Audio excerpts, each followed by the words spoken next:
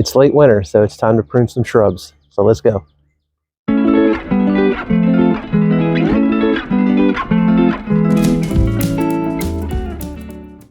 Hi, and welcome to the Garden Fix. I'm Rob, and I'm in Zone 6B, Western Pennsylvania.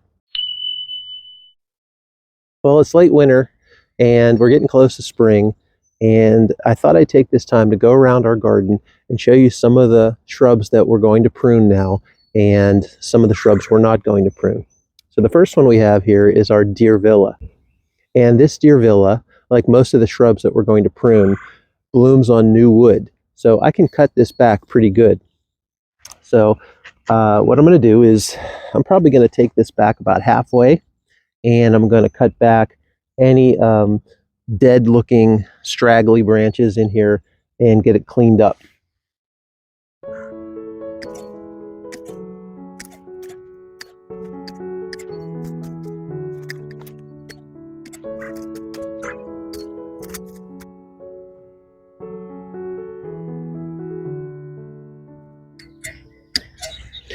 Okay, so the next time I prune this will probably be after it flowers, but I won't cut it back very much.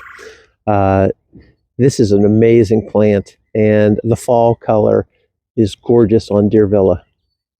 So let's move on to the next one. So the next plant we're going to look at here is our crepe myrtle. And usually we let this crepe myrtle just grow in bush form. And this year we're going to try something different. We're going to cut it back and limb this up to tree form. And I'm going to have to be really on it because of all the little suckers and shoots that come out of the bottom. But I'm going to eliminate a lot of these branches right now and maybe leave about, I don't know, maybe 4 at most. So here we go. And when I do cut these back, I want to get as far down as I can to the root ball with the ones I'm eliminating. So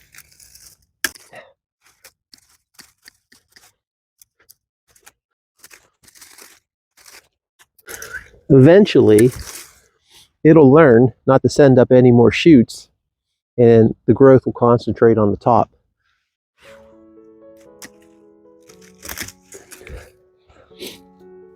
So my decision making right now is that I don't want to cut any really thick stems. Those are the ones I'm going to leave. And then we'll dwindle it down to about 3 or 4.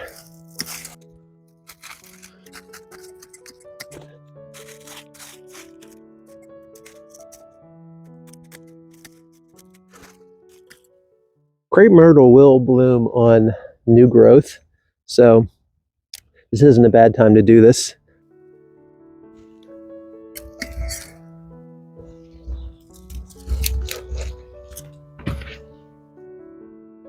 Once again, when I get in here, I've got to be really careful. I planted so many bulbs in here.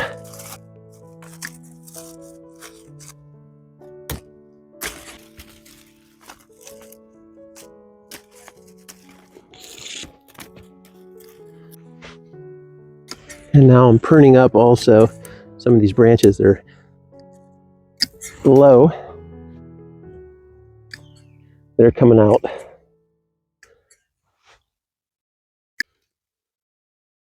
So I do want the energy to go to the top of the plant. In spring, we'll tell this plant to start growing at the top, and I'll have to be really mindful of getting these little shoots coming out of the ground as spring and summer roll along.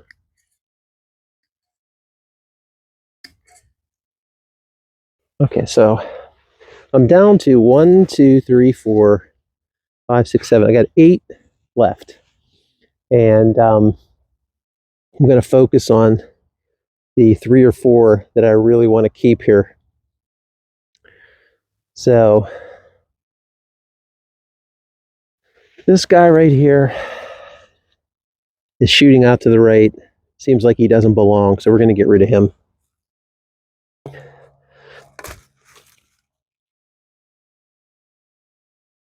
All right, this one, nothing special. he's going to go too.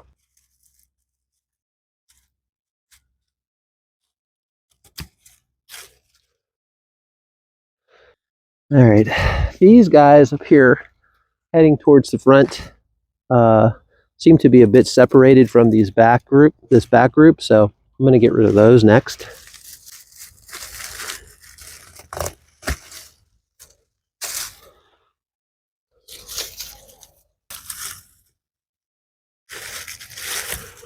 I may need the loppers for that one.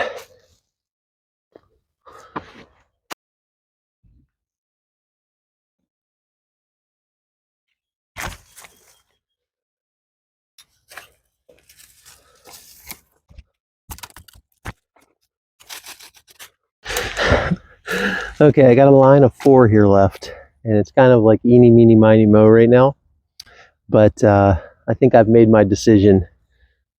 And the one that's going to go is going to be this one. So I'll have these 3 main stems. So, all right, you're going next, and that'll be it.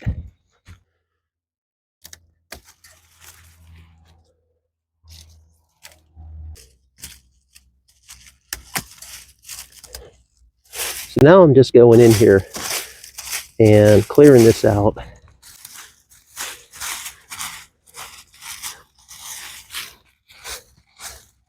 And any stem that I see some growth on that's down here, any small stem, I'm going to cut it now.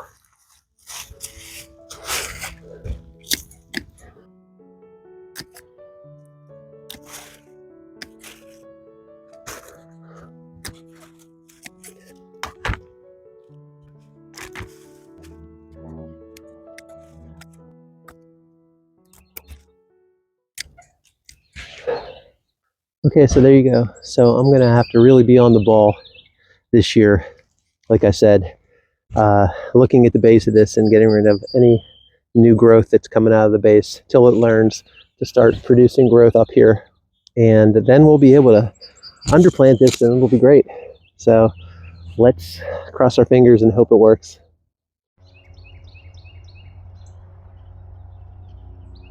So the next plant that's going to get a haircut is this St. Johns Wart. Once again, St. Johns Wart will bloom on new growth. So if you want to cut it back, this is a great time to do it. Now we're going to be moving this plant to another place in the garden, but it won't hurt to cut it back now. So I'm going to do it. So I'm going to take this guy back about halfway.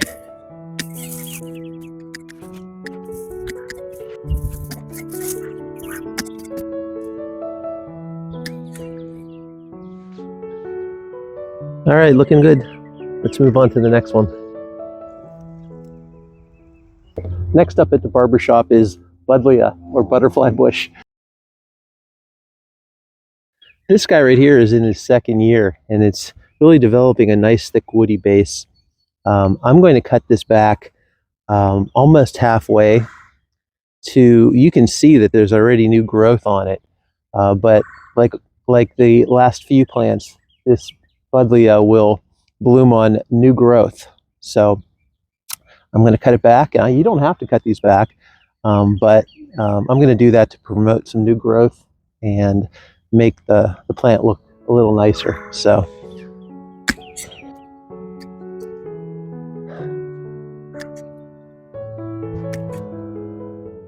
all right, so we're going to cut this long, thick stem here. I do think I'm going to cut it back pretty far. So I do have some new shoots coming out of the bottom here. And I actually think I'm going to let them be. And cut this back a little more. Okay. So you should make the cuts at an angle. So just like you do with roses, so that the water will run off and it won't hurt the plant. So here's another butterfly bush we have, and I'm going to do the same thing to this one real quick. Look at that, some of this just broke right off.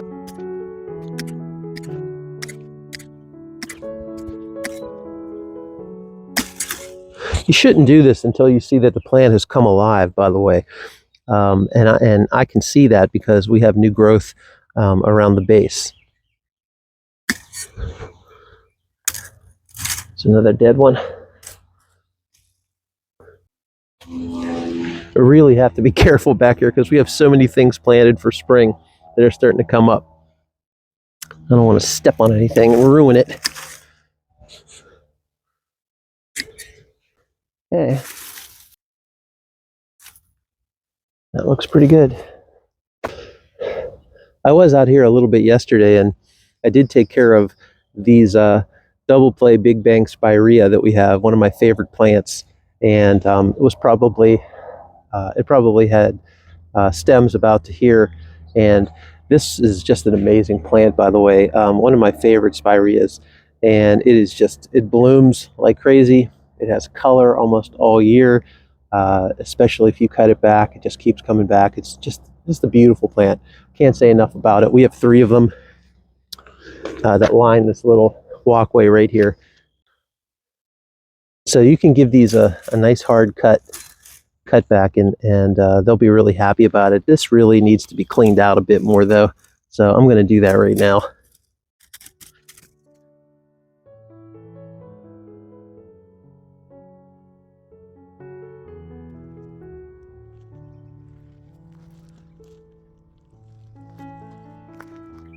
So the next plant I want to talk about is this red twig dogwood. And a red twig dogwood will grow like crazy. You can cut this guy back as far as you want and it'll still keep coming back. However, it does bloom on old growth. So you have to be careful on what you're doing. You got to think about what you're doing. Some of these branches are not branches that I want to have for the year. So I'm going to save some of these, but I'm also going to shape it a bit and get rid of some other ones. So I'm going to pick and choose which ones I really want to keep. Now I got this really tall one here that's shooting up, and I think I'm going to keep that one at least until it starts producing some flowers and berries. Then we'll cut it back later. But there are some other ones in here that I'm going to get out of there right now. Crossing.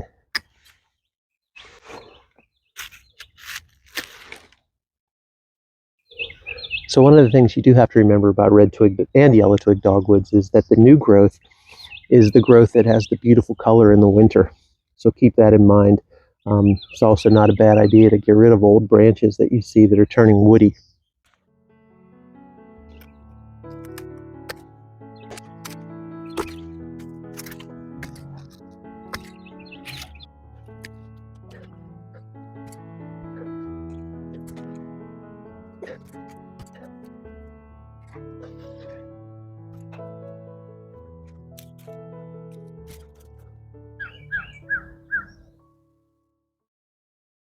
So another plant that you can prune back in late winter is a Bobo Hydrangea paniculata.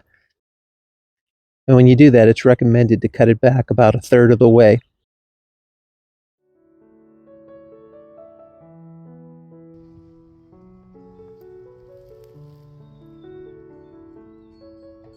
So the last plant I'm going to cut back is Caraopteris, and Caraopteris does bloom on new growth. So the first thing I'm doing is cutting away about 1/3 of the plant, and then I'm going to decide which major branches I want to keep.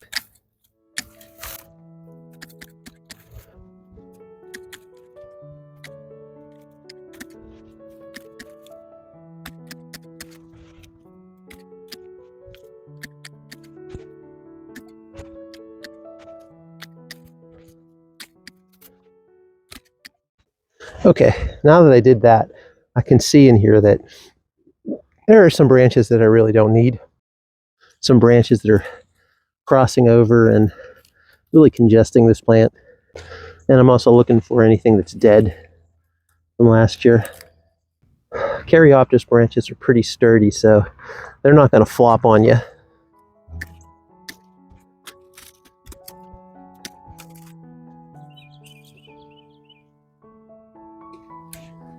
Talk about a pollinator magnet.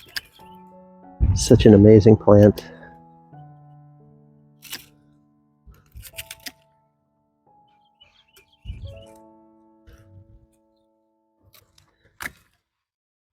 All right, there you go. This Caraopteris looking pretty good. and it'll be a lot happier whenever it starts filling out. So let's go talk about some of the shrubs I'm not pruning right now. All right, we're going to take a quick walk around, and I'm going to show you a few of the shrubs that I'm not pruning this winter. So here's the first one, and that is Weigela. Although this Weigela is going to have a new home pretty soon because it's outgrowing this spot, I'm going to let it be until we move it because it does bloom on old growth. So let's keep walking. Here's an azalea that I won't be touching. And this is quince. Quince is, as you can see, are already forming little buds and flowers on them and is getting ready to burst pretty soon. So quinces are another thing that you should not prune until after they flower. Once again, azalea that I'm not going to touch.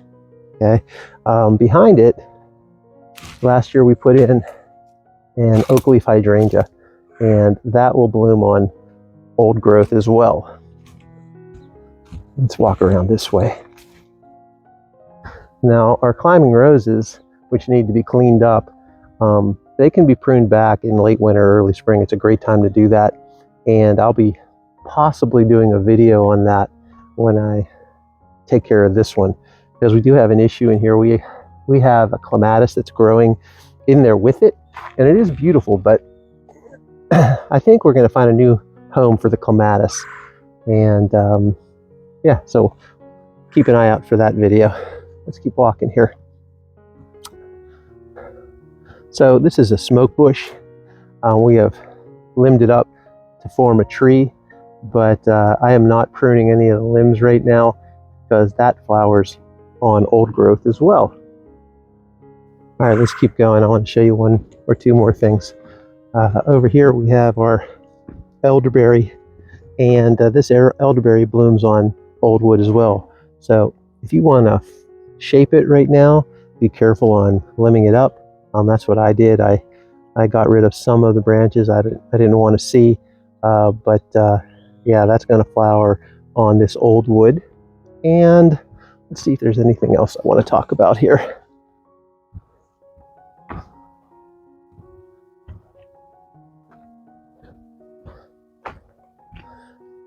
Over here I've got a Fothergilla, and this Fothergilla, this Mount Airy Fothergilla, blooms on old wood as well. There's another one I'm going to wait. This is going to find a new home as well. So we're going to have a lot of things moving around this year, which is going to be kind of cool. All right, guys, thanks a lot for joining me today. If you haven't subscribed, please do. We've got a lot of exciting things happening in the garden this year, and the garden's going to look beautiful. I can't wait to share it with you. So until next time, I'll see you in the garden.